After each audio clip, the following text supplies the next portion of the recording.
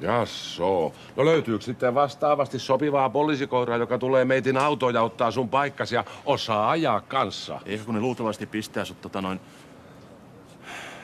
Mikä se nyt on? Karanteeniin. Jalkapartio.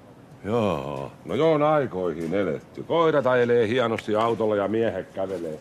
No ei se mitään. Ai, kuule, yksi pyyntö mulla olisi sulle. No, Voisitko sä antaa ensimmäiselle koiralle nimen mun mukaan nääs Artturi?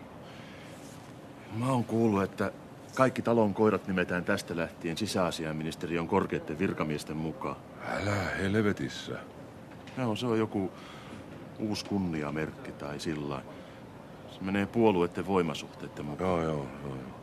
Ei sitä missään vielä vahvistettu ole, mutta näin mä oon kuullut. Älä, nyt se on kuule helvetin hieno idea. Se näyttää ilmoitustaululla, kun siinä seisoo, että jaostopäällikkö Numminen lopetettu korkeen iän takia. Joo. Mutta muista sitten, että naista saa purra vaan polven yläpuolelta nääs, ettei jäljet näy sieltä hamelia peralta. Ei tää pure ku käskystä. Sua mä tarkoitinkin.